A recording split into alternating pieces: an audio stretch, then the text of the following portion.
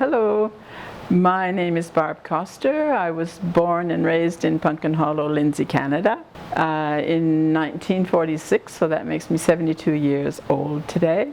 I made a visit around Punkin Hollow today to take pictures, and I'll just tell you a story first about Punkin Hollow. So I was walking through Punkin Hollow with the actual mayor of Punkin Hollow.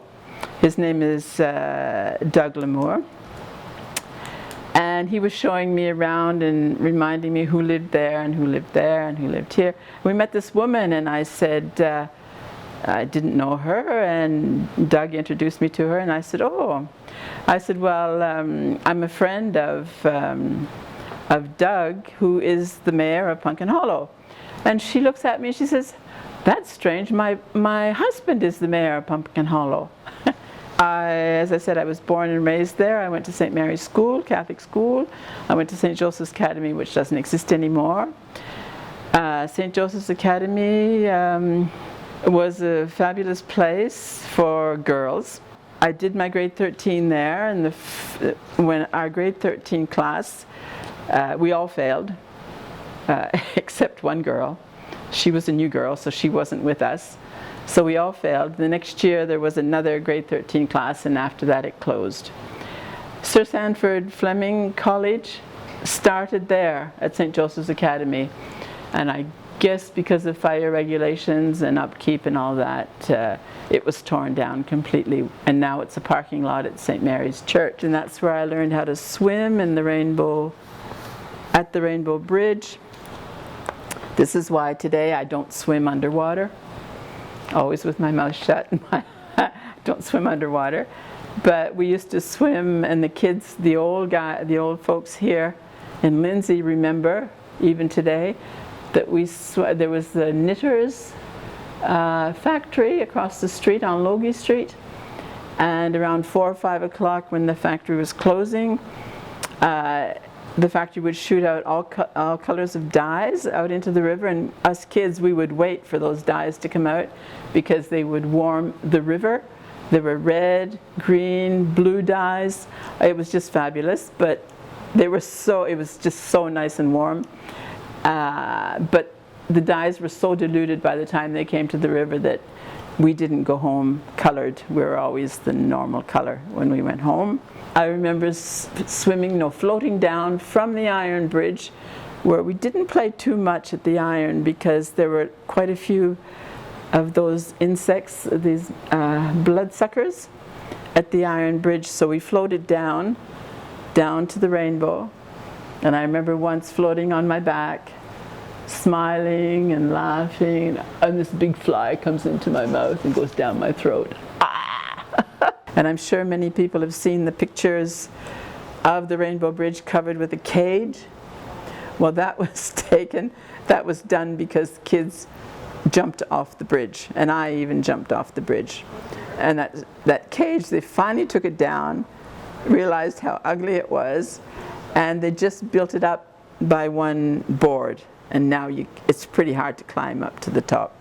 Climb up and jump off the bridge. As I was talking about Dougie L'Amour, who is now mayor, his dad, Dodie L'Amour, was mayor of Punkin Hollow when I lived there. Now he walked all around the streets, and he knew everybody, and he knew of everybody, and he knew everything that was happening.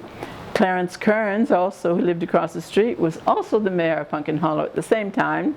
He sat on his veranda out front, didn't move, and he saw all the people coming around, so they were both our mayors. Now, Punkin Hollow was really the slums of Lindsay, was not the bad part, the poor part of Lindsay. We all had weeds in our gardens. We all had, like what you put on roofs, the tiles, shingles on the houses. And I heard today from the mayor that this guy who sold aluminium to put on houses, he offered a free TV for people who would put aluminum siding on their houses. I learned that today. So now they all have aluminum siding, most of them, and there are no more weeds in the gardens, and the place is really, really nice. One of the houses sold a month ago, the old mayor's place, sold for $305,000. And the one up the street, which was a real dump when I was a kid, sold for $119,000. So these houses have really been redone really nicely. I took piano lessons at the convent. The nuns taught us. We call it St. Joseph's Academy, but it was also a boarding school.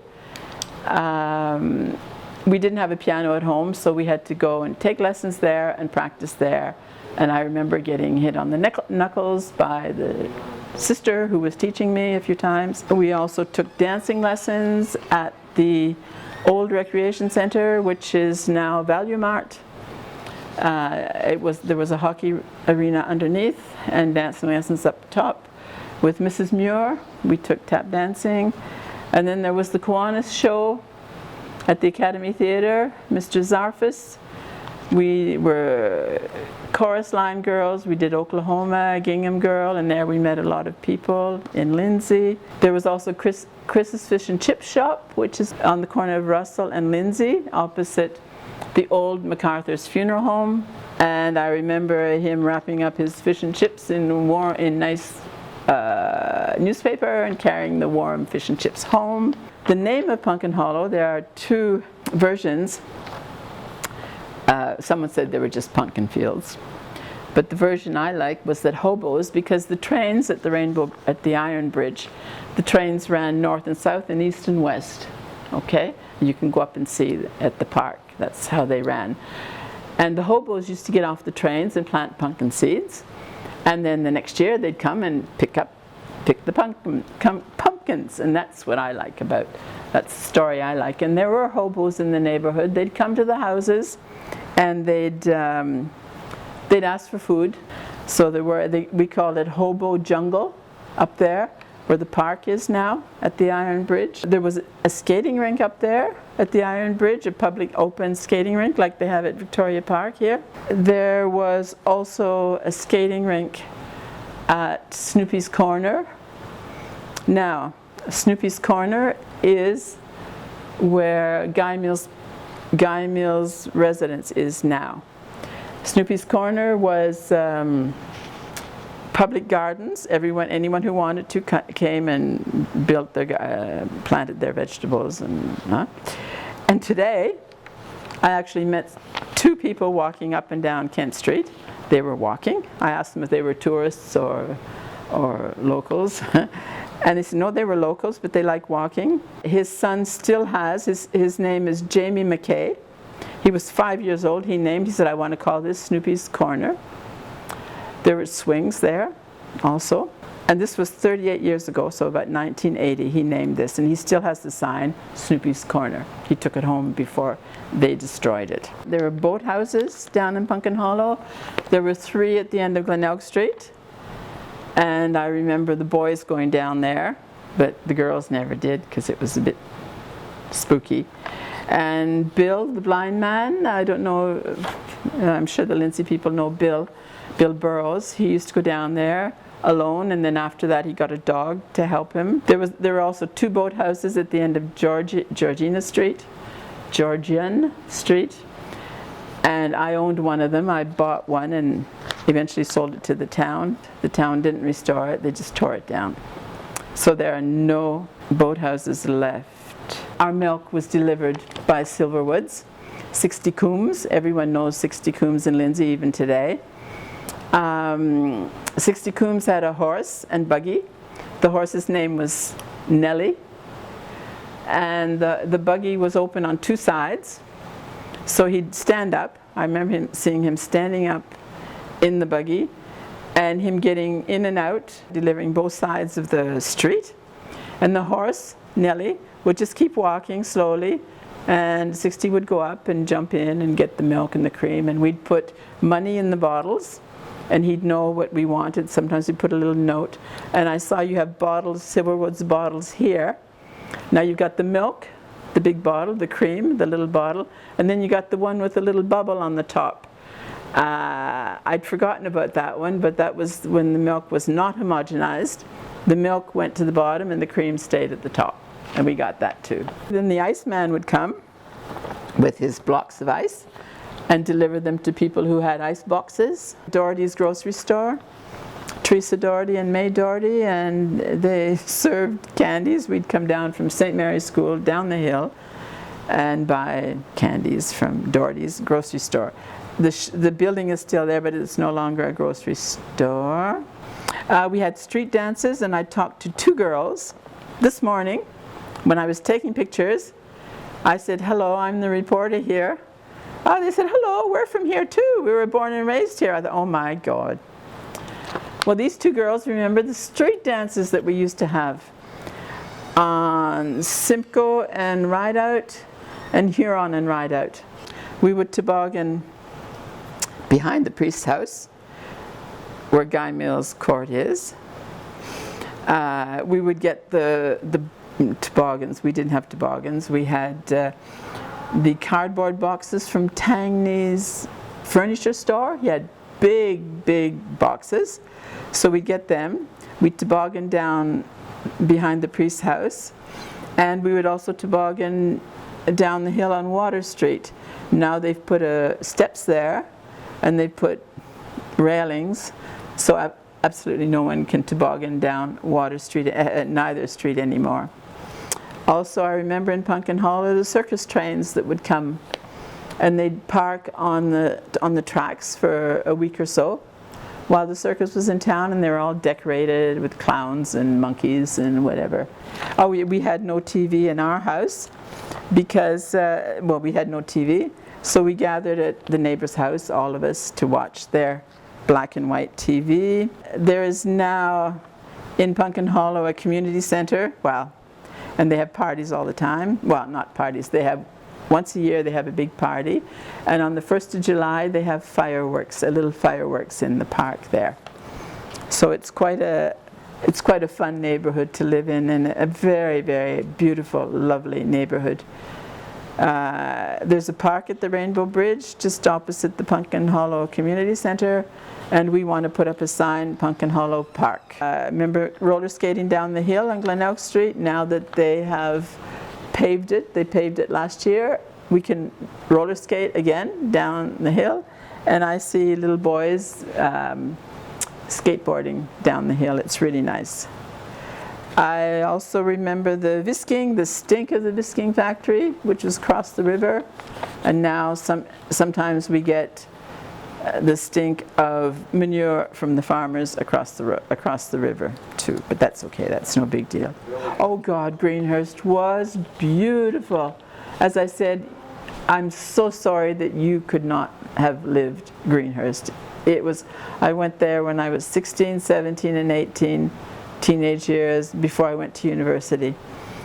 And Little Caesar and the Consuls played. There were screens on the windows on the first floor. We danced and danced. It was just the most beautiful thing. Greenhurst Pavilion.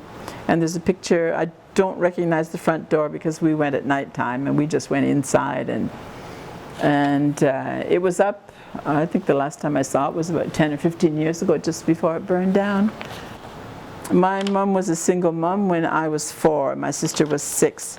So she started working at the Wonder Bar with Stan Hogarth. A lot of people still know him in town, Stan Hogarth. The Wonder Bar is the little building along the river where Laurie Scott's office is. That's where the Wonder Bar was.